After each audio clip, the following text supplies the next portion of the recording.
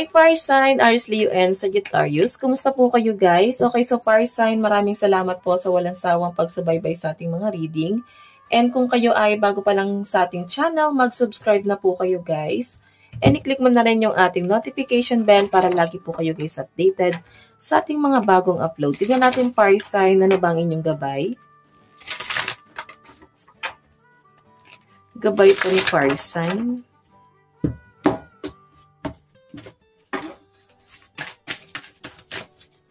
Fire Sign, Aries, Leo, and Sagittarius.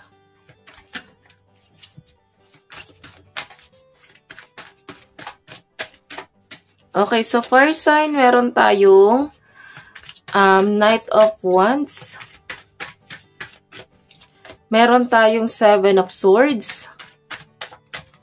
Meron tayong Ten of Cups. So Fire Sign, nakikita ako dito na parang meron kang iniiwasan. Okay, umiiwas ka rin sa mga gastusin mo ngayon.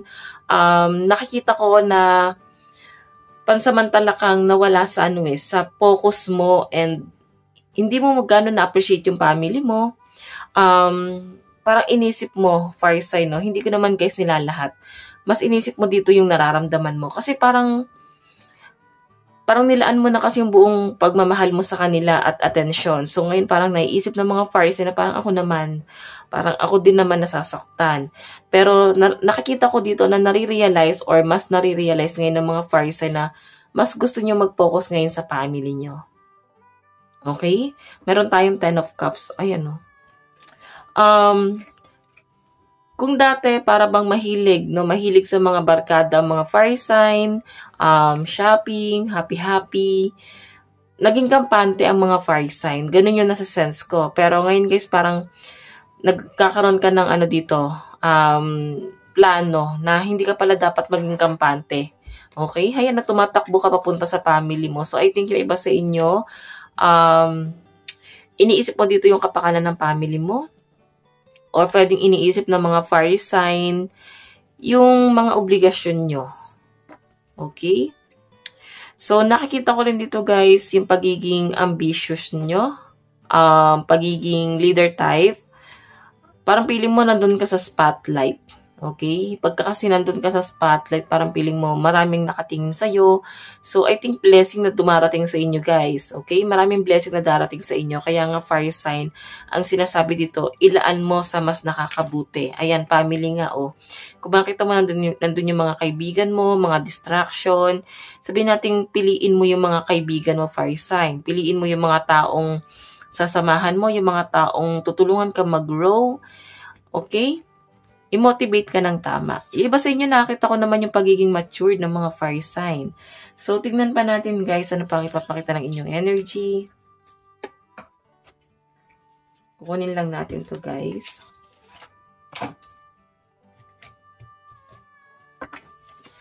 Pagdating po sa career ng mga Fire Sign.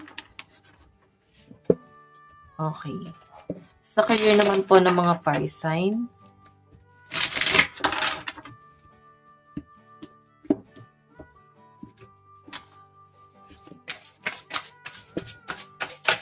Fire Sign, Aries, Leo, and Sagittarius. Pagdating po sa career.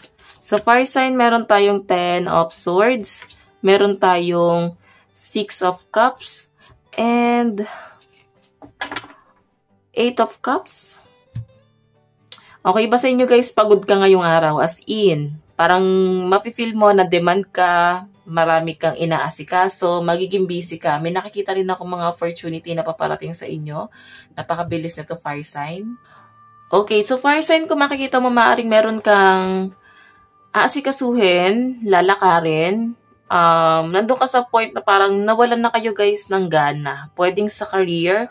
And parang gusto mo na lang dito, no? Nakikita ko sa inyo, Fire Sign, na parang merong bagong idea na papasok sa inyo. Bagong plano, lalo na pagdating sa inyong mga source. Siguro ayaw mong sayangin yung panahon at oras mo sa, alam mo, hindi ka mag-grow or hindi ka makakaipon, lalo na sa career mo. Pwedeng may bagong paparating sa inyo na offer. New opportunity. So, nakikita ko sa inyo guys na parang ayaw mong tanggapin yung opportunity na yon o yung offer na to kasi may mga may iwan ka. Pwedeng mag-change ka ng career, pwedeng mahal mo kasi yung mga taong kasama mo sa trabaho ngayon and nagpapabigat sa kalooban mo na iiwan mo sila kasi panibagong pakikisama na naman fire sign. Or pwede naman na merong isa sa mga katrabaho ng mga fire sign ngayon ang magre-resign na, mag-change ng career. Pwedeng may party na magaganap, di ba? Siguro nasasaktan kayo or nahihirapan kayo guys na hindi nyo na sila guys makakasama, okay? Ganun talaga ang buhay guys. Tuloy-tuloy lang guys ang agos ng buhay. So, habang may opportunity, hindi natin mapiplease ang mga taong yan na habang buhay natin makakasama kasi may sarili lang silang obligasyon sa buhay. So, tignan natin fire sign. Pagdating naman po sa inyong kaperahan, sa daloy ng kaperahan ni fire sign ngayon, sa daloy ng kaperahan spirit guide. So guys, meron tayong the star. Okay. Family. So fire sign, nakikita ko na ngayong araw medyo magpapainit ng ulo mo kasi siguro may magdedemand ng pera. Pagod ka na Pagod ka na sa family. Pagod ka na sa obligasyon. Pagod ka ng umintindi ng kung sino-sino, pwedeng problema nila na iniisip mo pa. Okay, so nakikita ko sa inyo fire sign, ganito ka nakatatag. The star, sabihin natin pagod ka na pero hindi mo sila matiis, na hindi mo sila tutulungan. Okay, nandun pa rin sa point na mahal mo pa rin sila. Siguro fire sign, dumadating ka sa point na napapaisip ka. Napapaisip ka rito kung mahal mo sila or kaya rin ba nilang ibalik yung pagmamahal na ibinibigay mo sa kanila, fire sign? Siguro fire sign, kaya sila nagiging kampante sa inyo kasi hindi ka nila nakikitaan ng problema. Siguro ganito nakapositibo ang mga fire sign. Ayan napaka-strong mo dito. Okay? Mabilis mo kasi sinusolusyonan yung mga problema. Ayaw mong tambayan. Kaya hanggat maaari, sinusolusyonan mo na. Okay? Parang bahala na sa mga susunod na araw kung ano yung balik sa inyo. Parang ganun. Bahala na kung ano yung mangyayari sa mga susunod na araw. Kung makakasurvive pa ba tayo. Parang ganun. Ang mahalaga na solusyonan nyo yung problema. Yun ang nasa sense ko dito. So, tingnan natin guys, pagdating naman sa love life mo, fire sign. Sa love life naman po ni fire sign.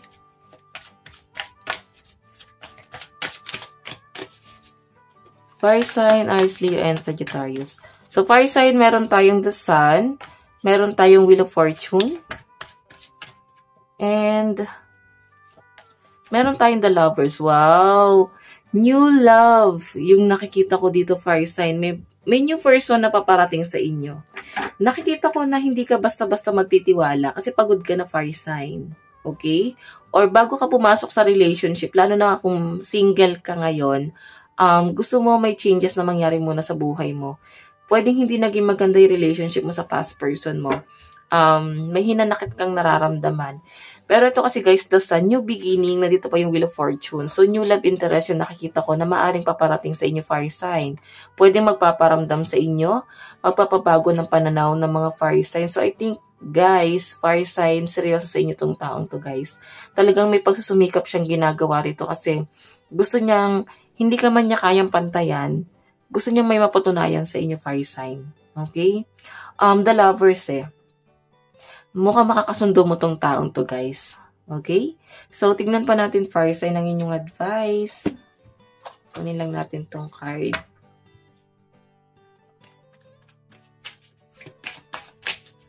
So, fire sign, meron tayong expansion.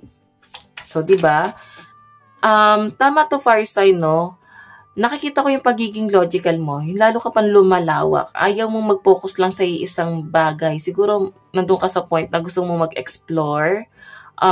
Gusto mo maka-experience sa mga something new. Okay? Kasi parang, hindi lang tayo dapat nag-focus sa isang problema. Malawak ang utak, guys. Parang, nililibot mo yon. Tignan pa natin, guys. Meron tayong solitude. So, iba sa inyo, guys, pinatatag ka na. Malakas ang loob ng mga fire sign, lalo na kung ikaw ay sanay mag-isa, gusto mo ng tahimik na buhay. Nakikita ko yung pagiging introvert ng mga fire sign dito. So, mostly, introvert no? So, pinakakita sa akin. So, guys, ang lucky number mo is 25 and 41. Tignan pa natin, fire sign. Meron tayong take inspired and action. So, I think yung iba sa inyo, may mga nagpapa-inspire sa inyo, sa mga nakikita mo sa paligid mo, sa mga na-experience mo, I think doon ka nagkakaroon ng parang bagong idea. May nabubuong plano sa inyo. And I think ito yung mga bagay na hindi lang nagpapa-inspire sa inyo. Kumbaga, nagiging positibo ka doon sa mga bagay na na-experience mo, fire sign. And yung negative, guys, parte na ng buhay yan. Tama naman yun eh. Maging balance lang sa negative and positive. Kasi pag puro positive lang, guys, parang hindi na natin nakikita yung mga taong masasagasaan natin. Pero kung negative, 'di ba? At least balance, fire sign. Mararamdaman pa rin natin kung gusto natin yung bagay na to, at least wala tayong natatapakang mga tao. Okay? So, fire sign, na to lang naman po ang inyong reading. Hanggang sa muli, God bless and love you all. Thank you!